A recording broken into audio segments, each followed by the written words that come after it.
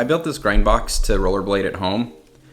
Now there's lots of ways that you could build a grind box. There's lots of different materials that you can use. So I'm just going to show you how I built mine.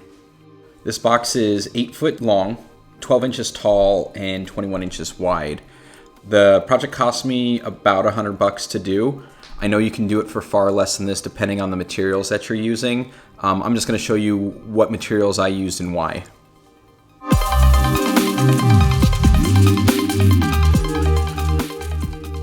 All the materials that I used in this build I got from Home Depot. I'm going to put a link in the description so you know exactly what I used, but you can get any of this stuff at any other home store. So I started to work on the frame. In this you'll see me using my miter saw to cut all my studs to length. You really can use any type of saw for this. This is what I thought would be easiest for me, so that's what I used. I used a kiln-dried white wood for this. This is a 2x4 that's 8 foot long. I used this particular board because it was kiln-dried, so there's not going to be as much moisture in the board, so it's going to be pretty stable, less warps, and it's going to be lighter because there's not as much moisture in there. These boards cost me just under $3, and I ended up using 7 of them for this project.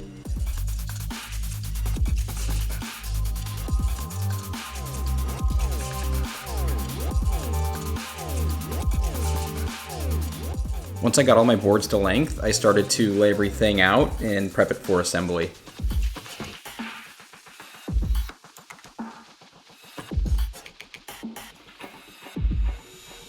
I used a 2.5 inch screw to assemble this. So when you're doing this, make sure that you're drilling a pilot hole. This is going to prevent your wood from splitting when you're putting in your screws.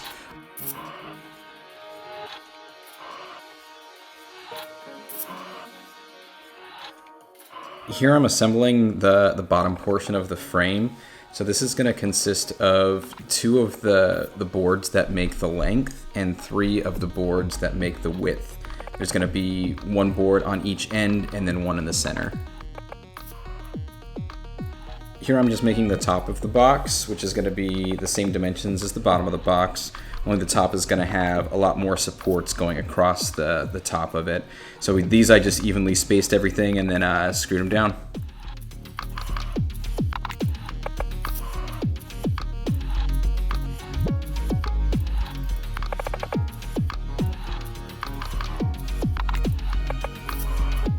It's best to use a square for all of your angles, just to double check your square so you're not making some kind of a funky shaped box.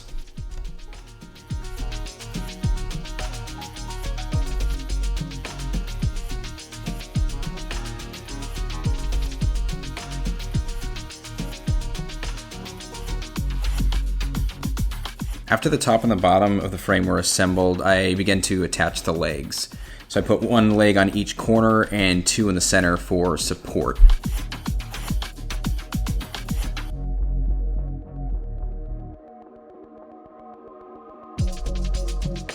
Since I lost my helper at this point, I used clamps on each leg in order to hold the top of the frame while I secured it with screws. This frame is definitely overbuilt. One of the reasons why I wanted to put as much support beams and everything is because this is something I plan on keeping for a long time and eventually making my own little skate park in my backyard. Once the frame was done, I called it a night. That took a lot longer than I expected, but that's because I'm new at this and I'm not very good. So once the frame was assembled, I began to cut down my sheet of plywood. Now, this is definitely the part of the project that made this box so expensive. So this is a 1/2 inch plywood. It's pre-finished pine. This board alone cost me about $50. You definitely don't have to do this in order to make your box. The reason why I went for this is just because it was pre-finished, so I don't have to worry about any kind of sanding or sealing or anything like that. Plus it's already got like a UV protection, so it'll stand up pretty well.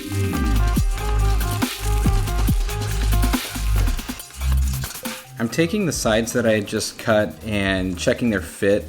Once I saw that they fit okay, I just got my pin nailer and kind of tacked them down to hold them in place until the point where I could screw them down permanently.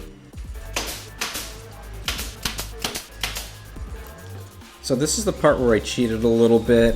For the ends of the box, there wasn't enough plywood in that original sheet in order to cover those two parts up.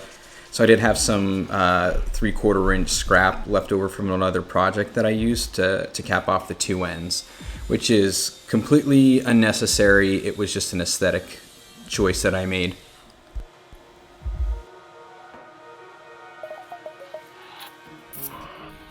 So now our box is starting to take shape, so we can start to add the coping. There's different materials that you could use for your coping. I decided to go for a 1.5 inch PVC pipe. The big part of that was the cost. So it only cost me about $7 for 10 feet of this.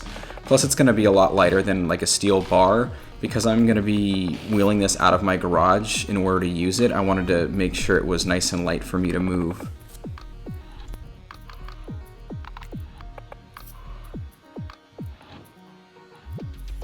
So I'm just laying it down in the channels so that I can make my marks so I know exactly where to cut it down to size using my miter saw.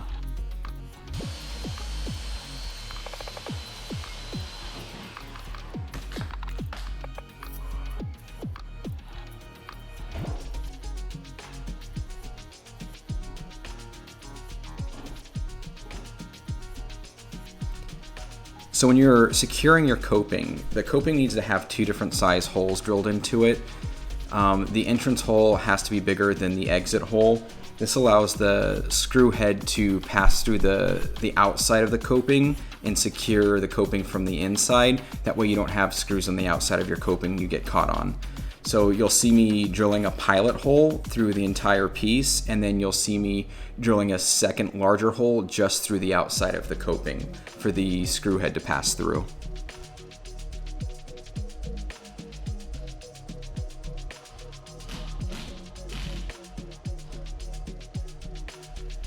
So I use 5 different screws to secure the coping, and I just evenly space them from the front to the back.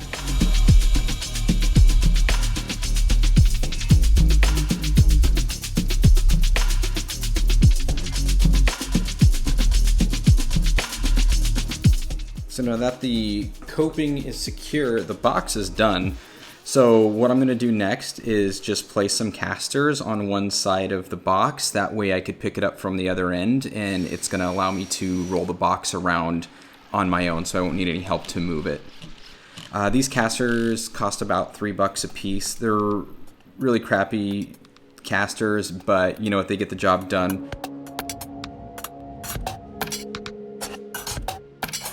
Once I was finished building the box, I slapped a couple coats of paint on the front and the back. This again is just because of the placement. It's gonna be in front of my house. I have an HOA, so I really wanted to make sure that the box looked nice and polished. And yeah, it seems a little silly to overdo a box that is built just to stomp and grind all over. But I wanted to make sure it looked purpose-built. It looked like something you could buy from a store when it was out in front of my house. I wanted to make sure it didn't look like I was just skating on a pile of garbage. Alright, well that ends the video, so we'll see you next time.